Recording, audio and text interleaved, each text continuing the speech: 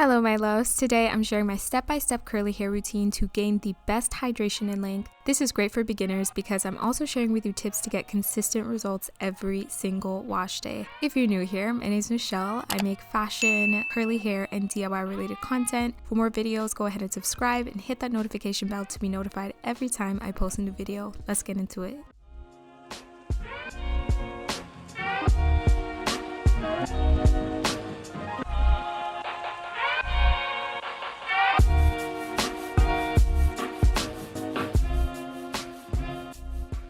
When you're starting each week, you want to start fresh. Shampooing weekly is really good for your hair because the products that have accumulated on your hair prevent moisture, oils, and other nutrients from penetrating your hair properly. I also use a shampoo brush to really get in my scalp, get it deeply clean, and make sure all of the residue from any products I had used the week before is completely gone and my hair is basically zeroed out. It's neutral and it's ready to take on any moisture that I want to put back into my hair.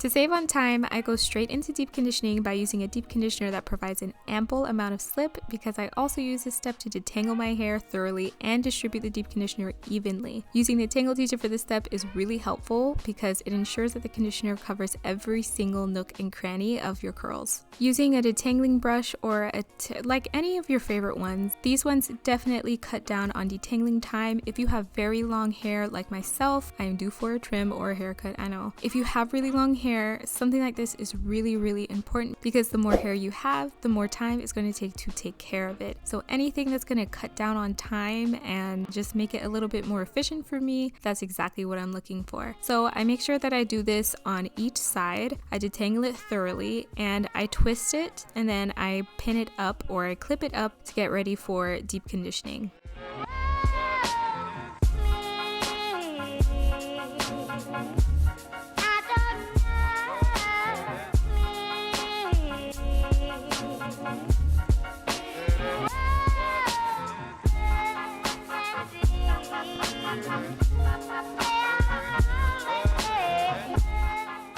Lately, I've been using a foil cap to deep condition because this allows the deep conditioner to work faster by effectively trapping in the body's natural heat. Metal is an excellent conductor of heat, and this is why it works a lot faster. A word of caution using this though. If you're using a hooded dryer or a blow dryer, do not use this past 10 to 20 minutes because it helps the heat to work so fast it could actually end up dehydrating your hair if you overdo it. That is why I love to use this steamer deep conditioning cap from Amazon because it releases a very gentle heat that works perfect for the amount of time that I need to use it. If you are short on time though, you can deep condition with the foil cap in the shower without worrying about the amount of time, but I still do recommend that you keep it at max 30 minutes because it's just not necessary to keep it in longer than 30 minutes.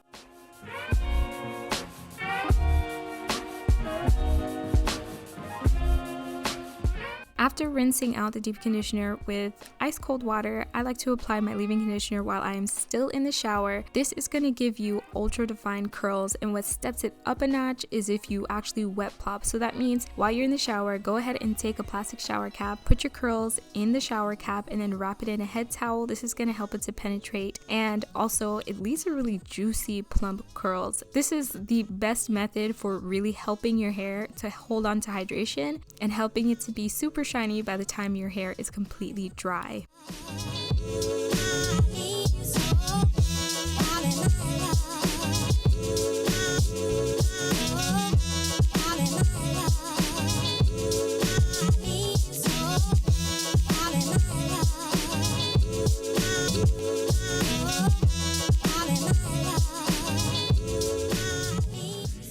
For any of you who still might be curious, I still use flaxseed gel to style my curls because it pairs well with literally any store-bought product. This is perfect for me because I tend to switch up my leave-in conditioner every other week, and flaxseed gel is absolutely fire for maintaining hair health. It encourages healthy hair growth. It's lightweight, leaves my hair defined without being too weighed down or greasy. Another great benefit is that flax seeds are rich in vitamin E and omega-3 fatty acids, which can nourish dry, damaged hair. I am flat twisting the front portion of my hair to create a pretty looking headband for my wash and go. It keeps wet hair out of my face because I really hate feeling of just like wet hair being all over me. I don't know why, I just hate it. And it's a nice switch up from your basic wash and go style.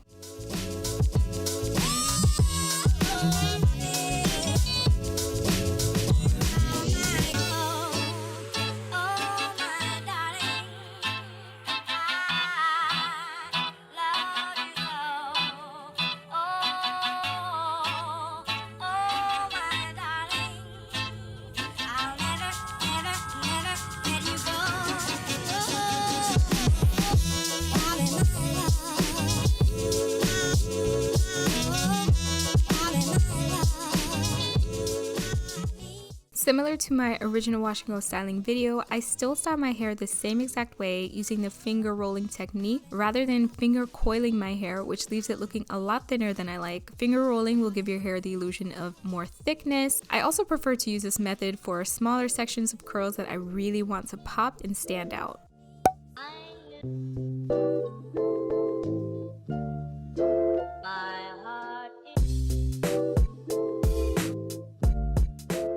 For larger sections, I do the rake and shake method using my tangle teaser. This method works really great as well, but it doesn't leave your curls as defined as finger rolling, but it's really nice. The front of my hair, I like to make sure that I finger roll it so that it could be extra pop in and nice, and then towards the back, I pretty much use the rake and shake method for the rest of my hair.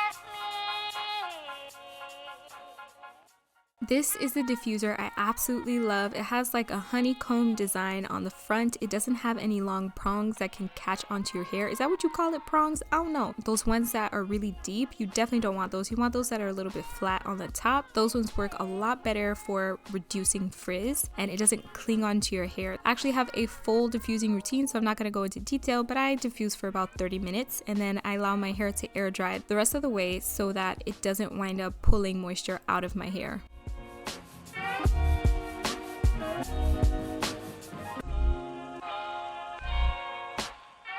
After my hair is fully dried, I clap and squish the gel cast out of my hair using my favorite jojoba oil by, what is this, Lemon Rose. It's cold pressed, it's organic, and it is effective. I use about 3 drops. I rub it in my hands and then I just go ahead and squish my curls. I do not scrunch my curls up to my scalp. All that does is it makes my curls fall apart and it adds a lot of frizz. I really don't like that method, so I swing my hair around, and also swinging your curls around helps to separate the curls naturally, and it creates great movement in your hair. As for my twists, I like to get the ends of it and just tie it behind my hair so that it looks like it really is a headband, and then I release the back of my hair to just cover the twists that are in the back. To maintain it, literally all I do is just pineapple my hair every single night. Sometimes I'll put it in a loose bun on top of my head, and I just sleep with a satin pillowcase and a satin hair cap because you can never be too sure. I feel like my satin hair cap always slips off. I don't know, am I the only one? It always slips off for me.